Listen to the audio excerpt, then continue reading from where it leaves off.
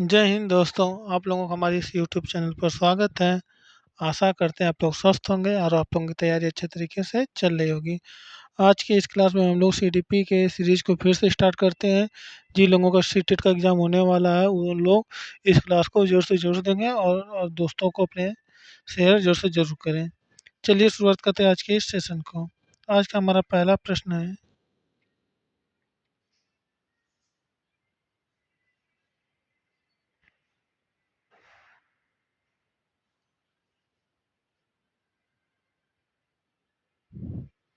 निम्न में से कौन सा कथन वाइगोत्स्की के सिद्धांत से संबंधित है? निम्नलिखित में से कौन सा कथन जो है वाइगोत्स्की के सिद्धांत से संबंधित है? तो इसका सही आंसर हो जाएगा हमारा ऑप्शन सी, सामाजिक अंतःक्रिया सीखने का आधार। नेक्स्ट प्रश्न हमारा है प्रश्न संख्या 2। इसमें पूछा गया है कि जेडपीडी का तात्पर्य क्या है? ZPD zone of proximal development का अर्थ क्या होता है? तो इसका सही आंसर जो हमारा ऑप्शन सी, जो बालक सहायता से कर सकता है उसे जेडपीडी के नाम से जानते हैं। नेक्स्ट प्रश्न हमारा है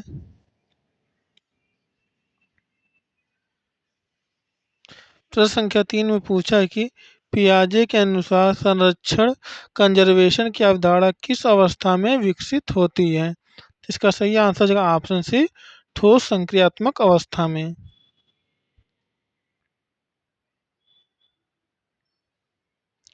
नेक्स्ट प्रश्न में पूछा गया है कि निम्न में से कौन सा पूर्व संचालन अवस्था की विशेषता नहीं है? निम्नलिखित में से कौन सा जो है पूर्व संचालन अवस्था की विशेषता नहीं है? इसका सही आंसर हो जाएगा, तो इसका सही आंसर हो जाएगा ऑप्शन सी, ठोस संक्रियात्मक अवस्था। पियाजे के अनुसार संरक्षण की अवस्था किस अवस्था में होती है? तो इसका सही आंसर है हमारा ऑप्शन सी, ठोस संक्रियात्मक अवस्था में। नेक्स्ट प्रश्न हमारा है निम्न में से कौन सा पूर्व संचालन अवस्था की विशेषता नहीं है? तो इसका सही आंसर है ऑप्शन सी, संरक्षण की समझ। नेक्स्ट प्रश्न में पूछा गया है कि कोहलबर्ग का नैतिक विकास सिद्धांत किस पर आधारित है? कोहलबर्ग का नैतिक विकास सिद्धांत जो है किस पर आधारित है? तो इसका सही आंसर है हमारा ऑप्शन सी, तर्क पर आधारित है। नेक्स्ट प्रश्न में पूछा गया है कि अच्छा बालक अच्छा बालिका अभिविन्यास किस स्तर से संबंधित है? अच्छा बालक अच्छा बालिका अभिविन्यास जो है किस स्तर से संबंधित है? तो इसका सही आंसर जो हमारा ऑप्शन बी, परंपरागत से संबंधित होता है। नेक्स्ट प्रश्न में पूछा गया है कि गिलफोर्ड के बहुबुद्धि मॉडल में कितने कारक होते हैं? गिलफोर्ड के बहुबुद्धि मॉडल में कितने कारक होते हैं? तो इसका सही आंसर जगह हमारा ऑप्शन सी, 180। नेक्स्ट प्रश्न में पूछा गया है कि थॉर्नडाइक का कौन सा नियम अब सबसे कम मान्य है? थॉर्नडाइक का कौन सा नियम जो है वर्तमान समय में सबसे कम मान्य है? इसका सही आंसर जगह हमारा ऑप्शन ए, अभ्यास का नियम। नेक्स्ट प्रश्न में पूछा गया है कि समावेशी शिक्षा का मुख्य उद्देश्य क्या है? समावेशी शिक्षा का मुख्य उद्देश्य क्या होता है? तो इसका सही आंसर जाएगा हमारा ऑप्शन सी, सभी बच्चों को एक साथ गुणवत्तापूर्ण शिक्षा देना समावेशी शिक्षा का उद्देश्य होता है। नेक्स्ट प्रश्न में पूछा गया है कि अधिगम और क्षमता का संबंध किससे है? अधिगम और क्षमता का संबंध जो है किससे होता है? इसका सही आंसर है ऑप्शन, इसका सही आंसर जो हमारा ऑप्शन सी, तंत्रिका तंत्र से। नेक्स्ट प्रश्न में पूछा गया है कि निम्न में से कौन सा रचनावाद का सिद्धांत है?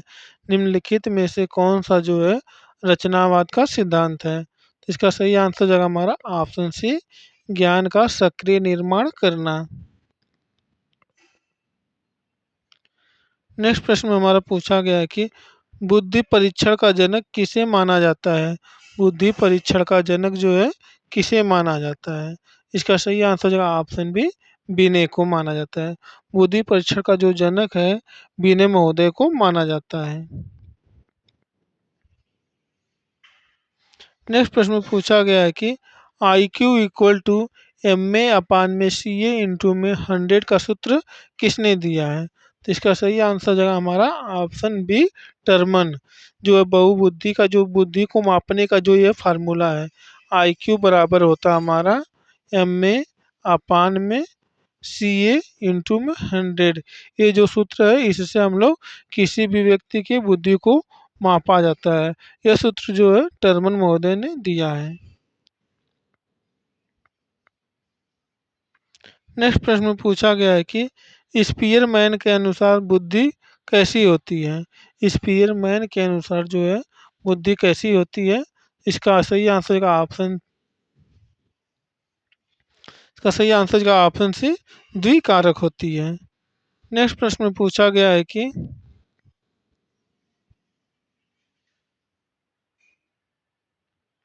बहुबुद्धि सिद्धांत जो है किसने दिया है?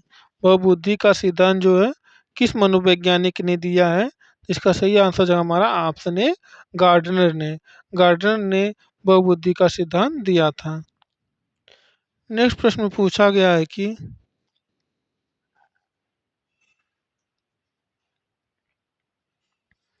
निम्न में से कौन सी गार्डनर की बहुबुद्धि नहीं? निम्न में से कौन सी गार्डनर की बहुबुद्धि नहीं है? तो इसका सही आंसर हो जाएगा हमारा ऑप्शन सी, भावनात्मक। भावनात्मक जो गुण है गार्डनर के बहुबुद्धि सिद्धांत में नहीं आता है। प्रश्न संख्या 17 में पूछा गया है कि भावात्मक बुद्धि की अवधारणा को लोकप्रिय किसने किया है? भावात्मक बुद्धि की अवधारणा को जो है किसने लोकप्रिय बनाया है? इसका सही आंसर हो जाएगा हमारा ऑप्शन ऑप्शन बी, गोलमैन ने।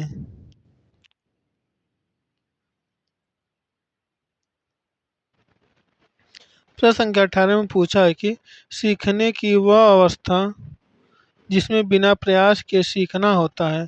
सीखने की वह अवस्था जिसमें बिना प्रयास के सीखना होता है। इसका सही आंसर जो हमारा ऑप्शन सी, गुप्त अधिगम। नेक्स्ट प्रश्न में पूछा गया है कि इनसाइट लर्निंग का प्रतिपादन किसने किया है? इनसाइट लर्निंग का प्रतिपादन जो है किसने किया है? इसका सही आंसर है हमारा ऑप्शन सी, कोहलर ने। कोहलर ने इनसाइट लर्निंग का प्रतिपादन किया है। प्रश्न संख्या 20 में पूछा गया है कि अधिगम में पुनर्बलन सिद्धांत किससे संबंधित है? अधिगम में पुनर्बलन का सिद्धांत जो है किससे संबंधित है? इसका सही आंसर है ऑप्शन बी, स्किनर से। पुनर्बलन का सिद्धांत जो है स्किनर महोदय ने दिया है। नेक्स्ट प्रश्न में पूछा गया है कि निम्न में से कौन सा आंतरिक प्रेरणा का उदाहरण है? निम्न में से कौन सा आंतरिक प्रेरणा का उदाहरण है? इसका सही आंसर जगह ऑप्शन सी, ज्ञान के आनंद के लिए पढ़ना आंतरिक प्रेरणा का उदाहरण है। नेक्स्ट प्रश्न पूछा गया है कि कक्षा में विविधता को स्वीकार करना किसका लक्षण है? कक्षा में विविधता को स्वीकार करना किसका लक्षण है? इसका सही आंसर जगह ऑप्शन बी, समावेशन का। प्रश्न संख्या 23 में पूछा गया है कि सीखने में स्थानांतरण का अर्थ क्या है? सीखने में स्थानांतरण का अर्थ क्या है? इसका सही आंसर हो जाएगा ऑप्शन सी, एक स्थिति का प्रभाव दूसरी पर पड़ना। इस सीखने के स्थानांतरण का अर्थ होता है। प्रश्न संख्या 24 में पूछा गया है कि निम्न में से कौन सा नकारात्मक स्थानांतरण का उदाहरण है? निम्नलिखित में से कौन सा जो है नकारात्मक स्थानांतरण का उदाहरण है? इसका सही आंसर हो जाएगा ऑप्शन बी, बाएं हाथ की आदत से दाएं हाथ का काम बिगड़ना। नेक्स्ट प्रश्न में पूछा गया है कि बाल केंद्रित शिक्षा का समर्थन किसने किया है? बाल केंद्रित शिक्षा का समर्थन जो है किसने किया है? इसका सही आंसर है हमारा ऑप्शन बी, रूसो ने। रूसो ने बाल केंद्रित शिक्षा को अत्यधिक समर्थन दिया है। प्रश्न संख्या 26 में पूछा है कि करके सीखना किससे संबंधित है। करके सीखना जो है किससे संबंधित होता है। इसका सही आंसर हो जाएगा option B, Don Dewey. John Dewey जो है करके सीखने पर अत्यधिक बल देते हैं। प्रश्न संख्या 27 में पूछा है कि कक्षा में प्रश्न पूछना किस कौशल से संबंधित है।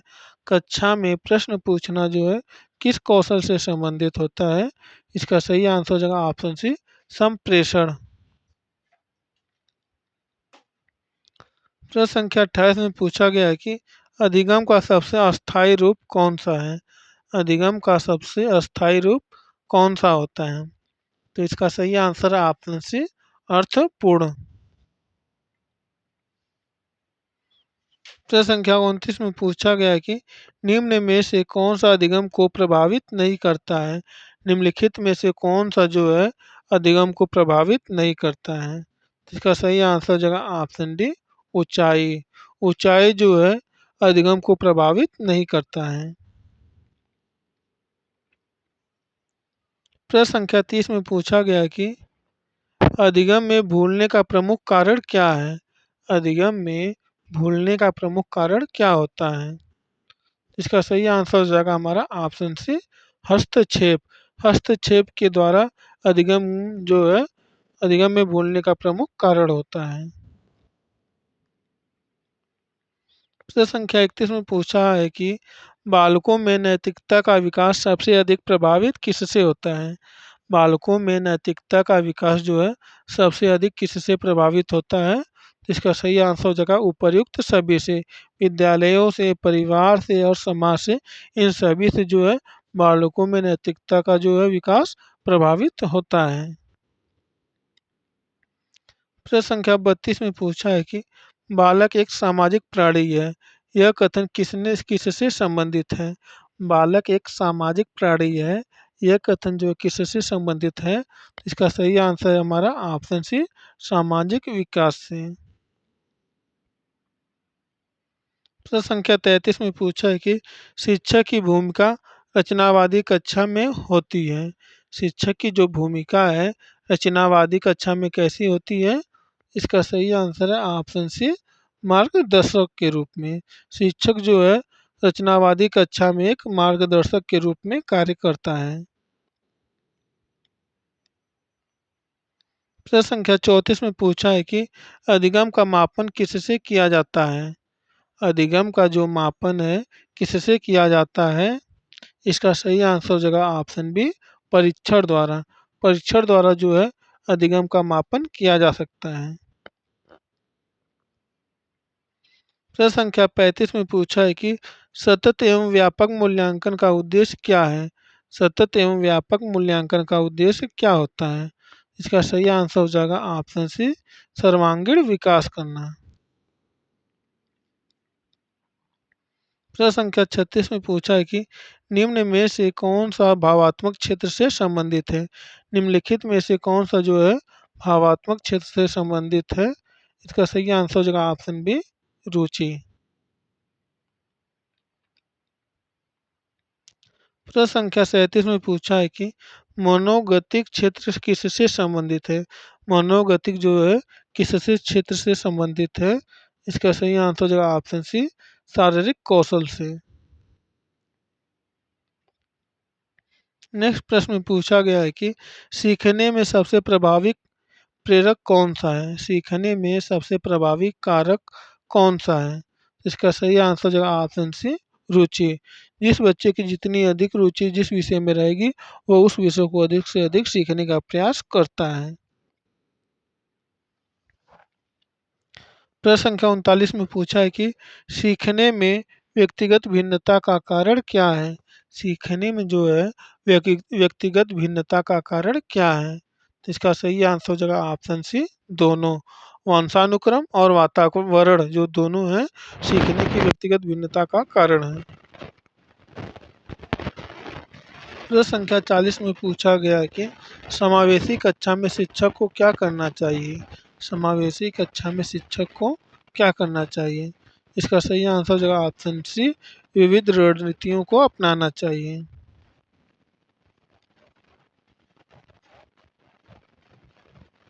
प्रश्न संख्या 41 में पूछा है कि अधिगम में प्रेरणा का कार्य क्या है? अधिगम में प्रेरणा का कार्य क्या होता है? इसका सही आंसर जो है ऑप्शन बी, सीखने की दिशा देना। प्रश्न संख्या 42 में पूछा है कि निम्नलिखित में से कौन सा जो है संज्ञानात्मक प्रक्रिया नहीं है? निम्नलिखित में से कौन सा जो है संज्ञानात्मक प्रक्रिया नहीं है? तो इसका सही आंसर जो है ऑप्शन बी, ऑप्शन डी, आदत।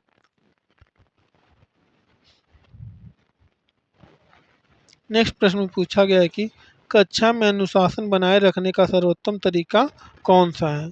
कक्षा में अनुशासन बनाए रखने का सर्वोत्तम तरीका कौन सा है? इसका सही आंसर जगह ऑप्शन सी, सहभागिता।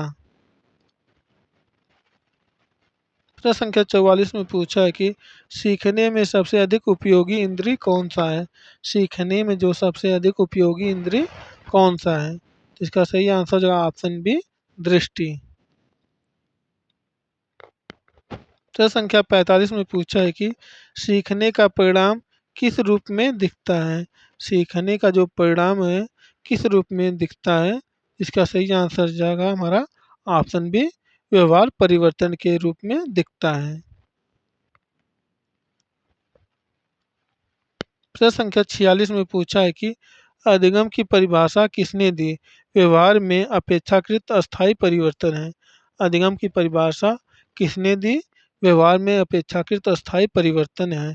यह जो कथन जो है गिट्स महोदय ने दिया है। तो सही आंसर क्या हो जाएगा हमारा ऑप्शन सी।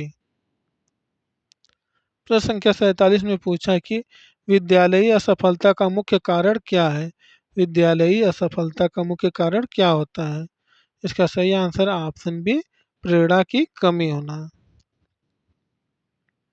प्रश्न संख्या 48 में पूछा है कि बालक की जिज्ञासा किस विकास से जुड़ी हुई है? बालक की जिज्ञासा जो है किस प्रकार से जुड़ी हुई है? इसका सही आंसर जगह ऑप्शन सी, संज्ञानात्मक विकास से। प्रश्न संख्या 49 में पूछा गया है कि अधिगम में पुनरावृत्ति का उद्देश्य क्या है? अधिगम में पुनरावृत्ति का उद्देश्य क्या होता है? इसका सही आंसर ऑप्शन सी, अस्थायित्व लाना।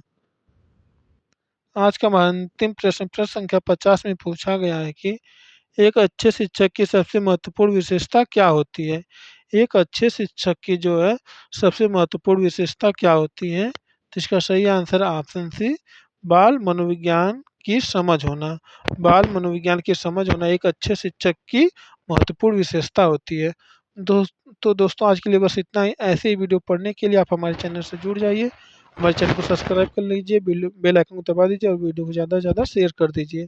यदि आप लोगों को इस क्लास की पीडीएफ चाहिए तो आप हमारे Telegram channel student point centre से जुड़ सकते हैं। वहाँ पे सारी पीडीएफ अवेलेबल रहती है। पीडीएफ को प्राप्त करके आप अपनी तैयारी को और भी ज़्यादा स्ट्रांग बना सकते हैं। जय हिंद, जय भारत।